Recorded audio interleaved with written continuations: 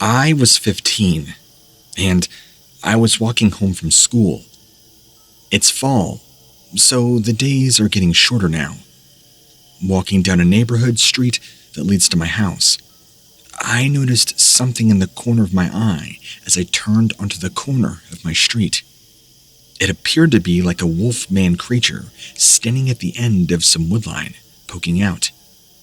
Immediately, I was transfixed and virtually had no idea what it was I was looking at.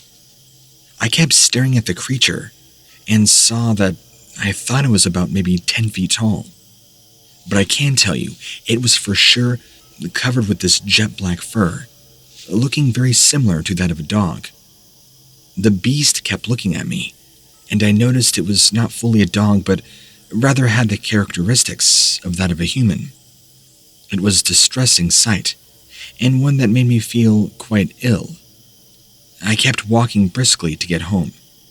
When I did, I immediately told all my family, and they still don't believe me.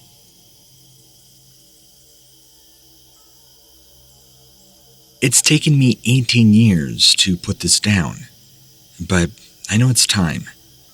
Time to heal and make sense of the trauma that has latched itself onto my life.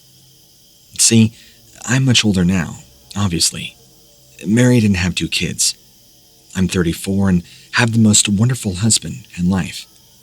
But I can't forget what happened in October of 2003. It's funny. As time goes on, it seems a world away now. A strange time when technology did exist, but we couldn't do much on it. Not like now. A little background on me. I was the youngest of 5 girls and lived with 3 of my sisters and my parents in our large country house here in Ireland. I'll never forget the night when my elder sister and I were arguing over something silly. I think she had broken my hairdryer with her naturally curly hair. That always seemed to be getting in my way somehow. We had a huge argument in the top room, as we called it. That is the living room, which was situated at the top of our house, which was built on the almost vertical slope. From the top room, we had a huge window that had a view of the surrounding countryside. Fields beyond fields, the perfect scene to gaze out on and meditate. I mean, neither of us were focused on the scene, but rather were furious with each other. We were home alone, so no parents were there to intervene. As we continued screaming, we saw a flash of purple light come from the window. It was October here in Ireland, so it was pitch black. So the immediate flash of light was startling, causing us both to scream. I looked at my sister and watched as the color completely drained from her face. We both thought perhaps it was a car passing by the country road below. "It's Dad," my sister said. "He must just be pranking us." My dad was a notorious prankster, but even I felt he couldn't pull such an elaborate prank. Not like this. I edged closer to the window and looked out. The fields below me were cloaked in darkness, and in the distance, I could see some lambs resting on the grass. All seemed serene, or so I thought. My sister screamed again, pointing in the direction of the lambs. I stuck my face to the window, raised my hands around my temples to focus, looking out, scanning for anything unusual or dangerous. She told me she saw something move, out there, beside the lambs. Something dark. I reprimanded her, told her it could just be a cow or maybe a bale of hay. But she was even paler now. We both remained in the room and just decided to watch some TV. Although, as we stared at the screen, I know for a fact that neither of us could enjoy the program, but were feeling a sense of uneasiness and dread. The next thing that happened was probably the worst moment of my life. The purple light flashed again from the outside, filling our top room with a startling purple light. It then seemed to zap completely, and once again, we were immersed in total darkness. My sister and I both screamed and ran to comfort one another. We both naturally looked out at our surrounding fields for any evidence of what could have caused this light. We didn't need to look out at the fields.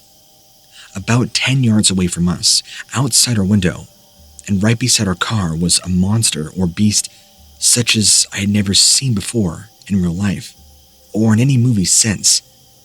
It was maybe 7 to 8 feet tall, towering over my modest Clio car and staring dead at us in the face with a look of curiosity. This creature was standing like that of a human, but covered in matted fur. It had a huge six-pack, rippling muscles all throughout its calves and legs, chest and arms. This thing looked like a flipping dog bodybuilder. We both stood at the window, transfixed and unable to process or comprehend what we were seeing. My sister moaned in terror, and she said, "We're gonna die." And she broke down right there. I couldn't respond. My eyes were just glued to this creature as I traced its broad shoulders, coated in this dark fur. I studied its face, which was both dog and human. It looked disgusting. It could have looked remotely handsome had it not been for the fang-like teeth or the small beady yellow eyes. This thing looked like it was full terror. I didn't know what to do. I was locked in a stare. It must have been about 15 minutes when a car drove past our house and the headlights illuminated this beast. At this, it got down on all fours and scuttered into the hedges, fully disappearing from sight. The electric went back on immediately, and we both felt utterly grateful that this beast had not come any closer or tried harming us. After that incident, we told our parents, who in turn then informed the police. They took down all the information and passed it on to an environmental agency whose specialty it is to deal with wild animals.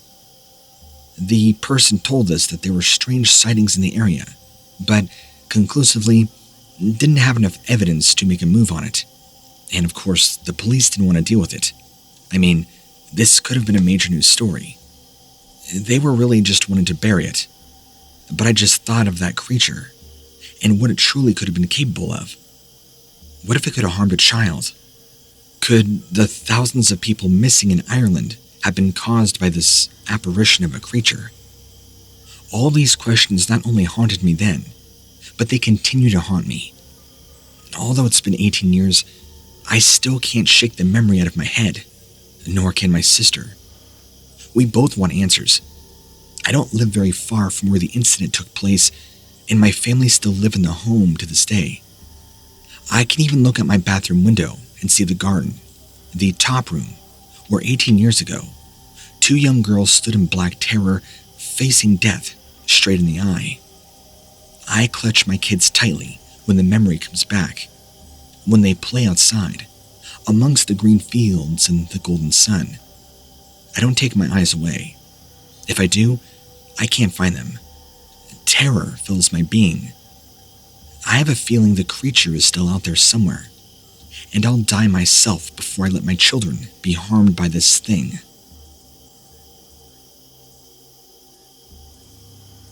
It was a relaxing morning, by all accounts, and I had just finished my shift at the hospital I'm working at. I'm trying to recall exactly, but this would have been early October, around last year of 2020. COVID cases were going up fast and things were getting scary. Every day, I began to feel more and more hopeless. Being a doctor during a pandemic is no piece of cake.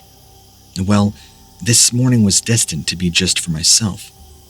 I was making an omelet, assembling all my toppings on my chopping board. The cooking is immensely relaxing to me, and I was feeling all well this morning, trying to remain positive. However, I had woken up with a scratch on my neck and noticed when brushing my teeth. To be honest, it freaked me out as I didn't know what in the world had happened. However, I dismissed it and thought I must have moved awkwardly during the night, right? I set down my omelet on a plate and then went to use the bathroom. As I came down to the kitchen to get my food, I noticed it wasn't there. I paused and was confused. I then began to doubt myself and checked everywhere. I began to think I was having maybe a concussion and was getting freaked out. However, at that moment, I heard a growling sound and looked out on the patio. On my patio was the strangest creature I had ever seen. It was crouched on the ground, covered in fur, and it resembled some type of ape dog thing. It had large fang-like spikes jutting out of its back, like they were some kind of weapon. Lo and behold, the creature was sitting there, waiting for me, like it was wanting to pounce. It was that of dog and man, I guess, intertwined. Its eyes looked wild and feral, but very human. It had large teeth like a Rottweiler, and its face was coated in this thick mane. Think like a lion's, but black. It was terrifying. Instantly, I felt sick to my stomach watching this thing inches away from me. I debated whether or not I should call somebody, but it was immensely difficult to move a muscle. I began to fear I was just having a hallucination. My aunt actually, after all, had suffered from manic mental health issues and had similar sightings, so I wondered if maybe the stress of the year had caused me to have a breakdown. But I know what it was that I saw was more than real. It was before me, as real as any object in nature could be. I mean, all sorts of questions began firing off my head. What was this? Why was this here? What did it want from me? And more importantly, what is this thing capable of? I began to understand why some people like having guns. If I had a gun, I would have no doubt shot this thing in the face.